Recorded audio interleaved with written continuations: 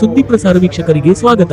ಮಂಡ್ಯ ರಾಜ್ಯದ ಬಿಪಿಎಲ್ ಪಡಿತರ ಕಾರ್ಡುದಾರರಿಗೆ ಅಕ್ಕಿ ಜೊತೆಗೆ ಬೇಳೆ, ಉಪ್ಪು, ಸಕ್ಕರೆ, ಸೋಪು ಹಾಗೂ ಅಡುಗೆ ಎಣ್ಣೆಯಂತಹ ಅಗತ್ಯ ಪಡಿತರ ಸಾಮಗ್ರಿಗಳನ್ನು ವಿತರಣೆ ಮಾಡಲು ಮುಂದಾಗಬೇಕು ಎಂದು ಕರ್ನಾಟಕ ರಾಜ್ಯ ಸರ್ಕಾರಿ ಪಡಿತರ ವಿತರಕರ ಸಂಘದ ರಾಜ್ಯಾಧ್ಯಕ್ಷ ಟಿ. ಕೃಷ್ಣಪ್ಪ ಮನವಿ ಮಾಡಿದರು. ಸುದ್ದಿಗೋಷ್ಠಿಯಲ್ಲಿ ಮಾತನಾಡಿದ ಅವರು, ರಾಜ್ಯದಲ್ಲಿ ಸರ್ಕಾರದಿಂದ 10 ಕೆಜಿ ಅಕ್ಕಿ ವಿತರಣೆ ಮಾಡುತ್ತಿರುವುದು ಸರಿಯಷ್ಟೇ. ರಾಜ್ಯದಲ್ಲಿ ಅಗತ್ಯ ವಸ್ತುಗಳ ಬೆಲೆ ದಿನೇ ದಿನೇ ಏರಿಕೆ ಕಾಣುತ್ತಿದ್ದು, ಇಂತಹ ದಿನನಿತ್ಯದ ಬಳಕೆ ವಸ್ತುಗಳನ್ನು ನೀಡಬೇಕು ಎಂದು ತಿಳಿಸಿದರು.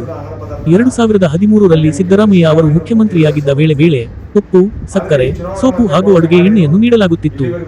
ಈ ಬಾರಿ ಚುನಾವಣೆಯ ವೇಳೆಯಲ್ಲಿಯೂ ತಮ್ಮ ಪ್ರಣಾಳಿಕೆಯಲ್ಲಿ ಸದರಿ ವಸ್ತುಗಳನ್ನು ನೀಡುವುದಾಗಿ ಘೋಷಣೆ ಮಾಡಿದ್ದರು. ಮತ್ತೆ ನೀಡುವ ಸದರಿ ಪಡಿತರ ನೀಡುವ ಮೂಲಕ ಜನಸಾಮಾನ್ಯರಿಗೆ ನೆರವಾಗಬೇಕು. ಸದರಿ ಪದಾರ್ಥಗಳ ಮೇಲೆ ಸರ್ಕಾರದ ಲಾಂಛನ, ಮುಖ್ಯಮಂತ್ರಿಗಳು, ಆಹಾರ ಸಚಿವರ ಫೋಟೋ ಹಾಕುವ ಮೂಲಕ ಸರ್ಕಾರಕ್ಕೂ ಹೆಚ್ಚಿನ ಪ್ರಚಾರ ದೊರೆಯಲಿದೆ ಎಂದರು.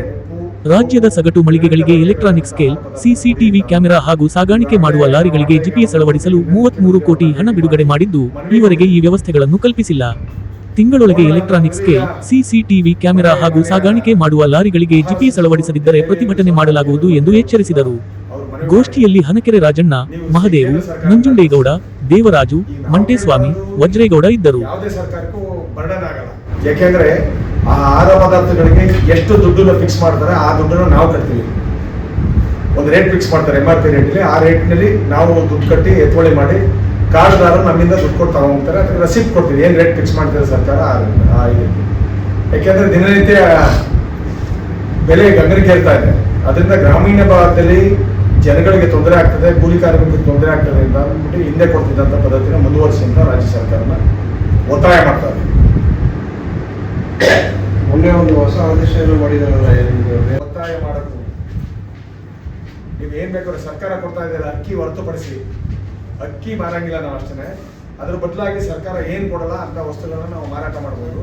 ಅದಕ್ಕೆ ಸರ್ಕಾರದ ಆದೇಶ ಇದೆ. ಅಂದ್ರೆ ಕಾರ್ಡ್ದಾರರಿಗೆ ಇದನ್ನ ತಗೊಂಡ್ರೆ ಇದನ್ನ ಕೊಡ್ತೀವಿ ಅಂತ ಒತ್ತಾಯ ಮಾಡಂಗಿಲ್ಲ, ಅದು ತಪ್ಪು. ಅಂಗಡಿಗಳಲ್ಲಿ, ನಗರದ ಅಂಗಡಿಗಳಲ್ಲಿ ಕೊಡೋದಕ್ಕಿಂತ 10% ಕಡಿಮೆ ಕೊಟ್ಟಾಗ ಯಾವ ಜನನು ವಿರೋಧ ಮಾಡಲ್ಲ, ತಗದಾರ.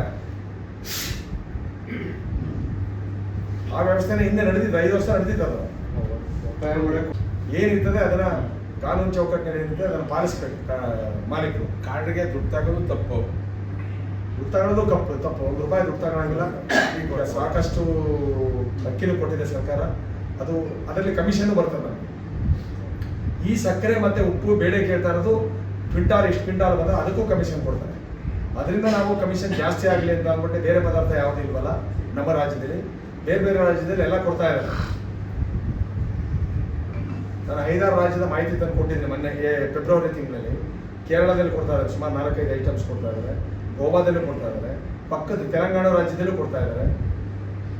ಸಕ್ಕರೆ, ಉಪ್ಪು ಎಲ್ಲ ಕೊಡ್ತಾ ಇದ್ದಾರೆ. ವಿಜಯವಾಡದಲ್ಲೂ ಕೊಡ್ತಾ ಇದ್ದಾರೆ.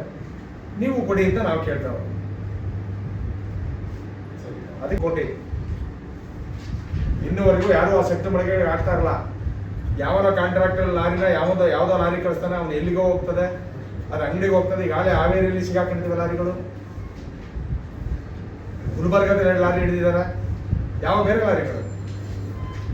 ಅದರಿಂದ ಏನು GPS ಅಳವಡಿಸೋದು, ಸಗಟು ಮಳಿಗೆ CC ಕ್ಯಾಮ್ರಾ ಹಾಕ್ಸೋದು, ಎಲೆಕ್ಟ್ರಾನಿಕ್ ಸ್ಕೇಲ್ ತೂಕದ ಯಂತ್ರ ಅಳವಡಿಸೋದಾದ್ರೆ ಈ ಭ್ರಷ್ಟಾಚಾರ ಕಡಿಮೆ ಆಗ್ತದೆ ಅಂತ ನಾವು ಸರ್ಕಾರನ ಒತ್ತಾಯ ಮಾಡ್ತಾ ಇದ್ದೀವಿ. ಇದರಲ್ಲಿ ಯಾರ್ಯಾರ ಪಾಲು ಬರ್ತದೆ ಅಂತ ಗೊತ್ತಿಲ್ಲ. ಯಾಕೆ GPS ಅಳವಡಿಸ್ತಾ ಇಲ್ಲ, ಯಾತಿಗೆ ಲಾರಿಗಳಿಗೆ CCTV ಅಳವಡಿಸ್ತಾ ಇಲ್ಲ. ನಾವೆಲ್ಲ ಎಲೆಕ್ಟ್ರಾನಿಕ್ ಸ್ಕೇಲಲ್ಲಿ ಕೊಡಬೇಕು ಅಂತ ನಿರ್ಬಂಧ ಮಾಡ್ತಾರೆ. ಇಂಥದ್ದು ತಮ್ಮಿರ್ಬೇಕು, ಮಂತ್ರಾನೋ ಮಿಷಿನೇ ತಗೋಬೇಕು ಅಂತ ನಿರ್ಬಂಧ ಮಾಡ್ತಾರೆ. ಅಲಾಟ್ಮೆಂಟ್ ಕೊಡಲ್ಲ, ಅದಾಗಲಿಲ್ಲ ಅಂದರೆ. ನಿಮ್ಗೆ ಯಾಕೆ ಅನ್ವಯಿಸಲ್ಲ? ನೀವು ಲೈಸೆನ್ಸ್ ಹೊಡ್ರಿ ಅಲ್ವಾ ಸೆಕ್ಟರ್ ಮಳಿಗೆರು, ನೀವು ಎಷ್ಟು ಕೊಟ್ಟರು ನಾವು ತಗೋಬೇಕಾ? ಏನೋ ಚೀಲದಲ್ಲ ಪಾಲದೆಲ್ಲ 3 ಕಾಸು ಉಳಿತದೆ, ಅದರಲ್ಲೂ ಕಟ್ ಮಾಡಿ ಇವರು ತೂಕ ಕಡಿಮೆ ಕೊಟ್ಟಾಗ ನಾವು ಬೀದಿಗಿಳಿಯಲೇಬೇಕಾಗಿದೆ. ಜನ ತುಂಬ ಫಾಸ್ಟ್ ಇದ್ದಾರೆ.